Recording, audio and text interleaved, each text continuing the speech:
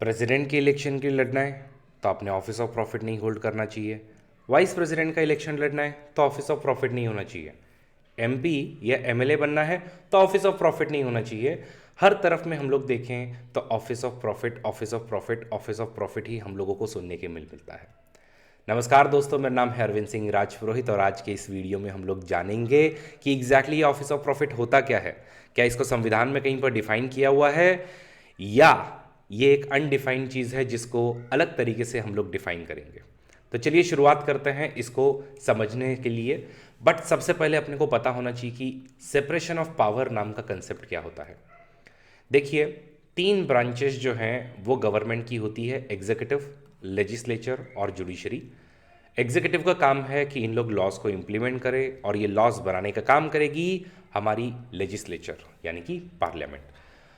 Judiciary का काम है कि इन सबको एडजुडिकेट किया जाए और इन पर जजमेंट दी जाए। तीनों भी एक दूसरे के ऊपर में चेक्स एंड बैलेंस रखते हैं कि कोई भी अपने शक्ति का दुरुपयोग ना करे। तो सेपरेशन ऑफ पावर के लिए एक सबसे इंपॉर्टेंट चीज़ है।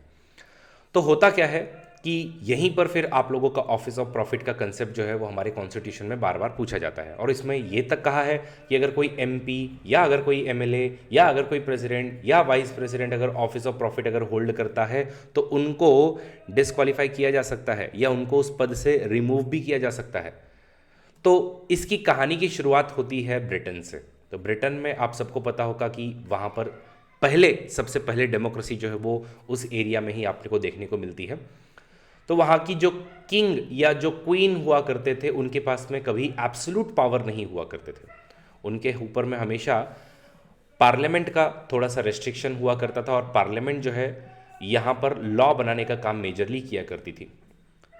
किंग ने और क्वीन ने दिमाग लगाया कि क्यों नहीं ये जो लॉ मेकर्स जो जनता से चुन करके आते हैं वो मेरे ही इन ऑफिसर्स को और नोबल्स को बनाया जाए। तो जो ऑलरेडी इनके अंडर में कोई ना कोई एग्जीक्यूटिव की पोजीशन को होल्ड करते थे, क्वीन ने कहा कि आप जाओ इलेक्शन लड़ो, इलेक्शन जीतने के बाद में यहाँ पर एमपी बन करके रहो और फिर लॉज भी वैसे ही बनाना जैसा हम लोग चाहते हैं।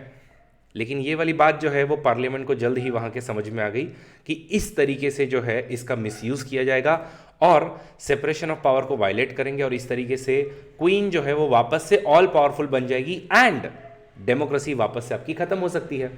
अब इस चीज़ को रोकने के लिए फिर वहाँ पर 1701 में एक एक्ट आता है जिसका नाम है इंग्लिश एक्ट ऑफ सेटलमेंट। और ये English act of settlement basically इस चीज़ को कहता है कि जो भी एग्जीक्यूटिव के अंडर में कोई पोजीशन होल्ड करता होगा ऐसा व्यक्ति एमपी या एमएलए नहीं बन सकता, एमपी नहीं बन सकता। वहाँ तो एमएलए नहीं आएंगे, वहाँ पर एमपी नहीं बन सकता, ये वाली बात कह दी गई। आप सबको पता है कि हमारा जो पार्लियामेंट्री सिस्टम है ये पूरी तरीके से ब्रिटेन से इंस्पायर्ड है और अगर हम लोग ब्रिटेन से इंस्पायर्ड है तो कुछ चीज़ें हम लोगों ने ब्रिटेन से एज इट इज़ ले ली, जिसमें हम लोगों ने अगेन ये ऑफिस ऑफ प्रॉफिट वाली बातें जो है वो हमने डाल करके रखी हुई है। इनफैक्ट मैं आप सबको बता देना चाहता हूं कि there have been multiple instances जहां पर ये ऑफिस ऑफ प्रॉफिट की प्रोविजंस को यूज करके जो आर्टिकल 102 में एज वेल एज 191 में दी हुई है। 102 एमपीज को डिस्क्वालीफाई करने के लिए बात करता है, 191 एमएलएस को डिस्क्वालीफाई करने की बात करता है। तो ये प्रोविजंस हमारे कॉन्स्टिट्यूशन में ऑलरेडी दी हुई है और इनका यूसेज भी किया है। जैसे कि आप सब फेमसली सोनिया गांधी जी को जानते होंगे जो एक समय में लोकसभा की मेंबर हुआ करती थी। तो उनको 2006 में ऑफिस ऑफ प्रॉफिट के नाम पर उनको हटा दिया गया। अब ये किस्सा क्या हुआ, तो बेसिकली ऐसा कहा जाता है कि कोई भी एमपी जो है वो एग्जीक्यूटिव के अंडर में कोई भी पोस्ट होल्ड नहीं करेगा और अगर वो एग्जीक्यूटिव के अंडर में अगर पोस्ट होल्ड करता है तो उसको ऑफिस ऑफ प्रॉफिट माना जाएगा क्योंकि वहां से कुछ ना कुछ उनको प्रॉफिट आ रहा है एग्जीक्यूटिव के अंडर से। और अगर एग्जीक्यूटिव के अंडर में काम कर रहे हो तो क्या आप रिस्पॉन्सिबल ठहरा पाओगे इन एग्जीक्यूटिव को? Answer is no. जिनके ऊपर में आपको चेक रखना है अगर उन्हीं के अंडर में आप काम कर रहे हो और उन्हीं से अगर आप पैसे ले रहे हो तो फिर कैसे आप उनको रिस्पॉन्सिबल ठहराओगे? तो इसलिए हमारे कॉन्स्टिट्यूशन में ये प्रोविजन दी है कि सेपरेशन ऑफ पावर के लिए आप लोग जो है एमपीज एमएलए जो है वो एग्जीक्यूटिव के अंडर में पोस्ट होल्ड ना करें। बट सर किसी किसी केस में तो होगा ही ना। तो एग्जैक्टली अब वो कौन कौन से केसेस हैं उसके लिए हक है पार्लियामेंट को as well as state legislative assembly को कि उन लोग डिफाइन कर सकते हैं कि कौन से ऐसी चीज़ें हैं जो ऑफिस ऑफ प्रॉफिट के अंडर में आती है लेकिन उनको ऑफिस ऑफ प्रॉफिट नहीं माना जाएगा। For example, council of minister, वैसे तो ये ऑफिस ऑफ प्रॉफिट आएगा, ठीक है, क्योंकि यहाँ से जो है वो मिनिस्टर है मतलब आप एग्जीक्यूटिव हो और आप एमपी भी हो, तो आप खुद को ही कैसे रिस्पॉन्सिबल ठहराओगे, तो ये ऑफिस ऑफ प्रॉफिट है। लेकिन फिर हमारी पार्लियामेंट ने कुछ एक लॉ बनाया है जो एग्जेम्प्ट करता है इन चीज़ों को कि ये ऑफिस ऑफ प्रॉफिट नहीं कहलाएगा। और इसके लिए तो इसमें कौन कौन सी पोजीशंस आती है, इनमें है प्रेसिडेंट, इनमें है वाइस प्रेसिडेंट, इनमें है काउंसिल ऑफ मिनिस्टर और भी ऐसी कुछ पोस्ट जो government time to time decide करती है कि इनको ऑफिस ऑफ प्रॉफिट नहीं कहा जाए। तो let me also clarify one more thing, in constitution कहीं पर भी ऑफिस ऑफ प्रॉफिट एग्जैक्टली क्या है ये डिफाइन नहीं किया है, अब तक इस पर पूरा क्वेश्चन मार्क है। तो ऑफिस ऑफ प्रॉफिट किसको कहते हैं सर हम, इसको एक्चुअल में सुप्रीम कोर्ट फिर टाइम टू टाइम जो वो डिफाइन करता है। तो मज़े की बात, मैं आप लोगों को 2006 की कहानी बता रहा था कि 2006 में जब यूपीए गवर्नमेंट आई, Sonia Gandhi somehow prime minister नहीं बनी तो मनमोहन सिंह जी प्राइम मिनिस्टर बने, लेकिन शी वांटेड एब्सोल्यूट कंट्रोल और इसके लिए एक काउंसिल बनवाई गई जिसका नाम था नेशनल एडवाइजरी काउंसिल। अब ये नेशनल एडवाइजरी काउंसिल जो है वो एक एग्जीक्यूटिव काउंसिल थी जो बेसिकली प्राइम मिनिस्टर को सजेशंस देगी कि आपने क्या करना है और क्या नहीं करना चाहिए, एडवाइजरी बॉडी के तौर पर। लेकिन जैसे ही इस बॉडी की ये चेयरमैन बनती है तो वो एग्जीक्यूटिव के अंडर में जाती है, एंड इसका मतलब है कि वो एज अ एमपी एग्जीक्यूटिव को रिस्पॉन्सिबल नहीं ठहरा पाएगी और ऑफिस ऑफ प्रॉफिट के अंडर में उनको डिस्क्वालीफाई कर दिया अंडर आर्टिकल 102।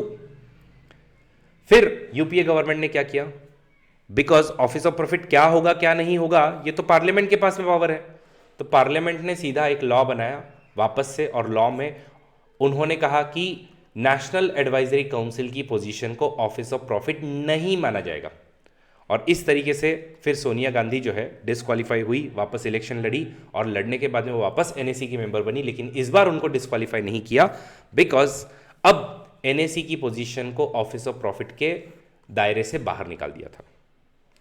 तो आई होप ये वाली केस स्टडी सबको क्लियर हुई होगी। ऐसे ही एसपी की समाजवादी पार्टी की जो जया बच्चन है वो अपनी राज्यसभा की सीट लूज कर गई थी, एक्चुअली उनको रिमूव कर दिया गया था बिकॉज वो यूपी में यूपी फिल्म डेवलपमेंट फेडरेशन की चेयरपर्सन बन गई थी। अगेन जो एग्जीक्यूटिव के अंडर में आप एक पोजीशन होल्ड कर रहे हो और उसको एग्जेम्प्ट कहीं पर किया नहीं था, तो इसलिए उसको ऑफिस ऑफ प्रॉफिट माना गया और उनको निकाल दिया गया।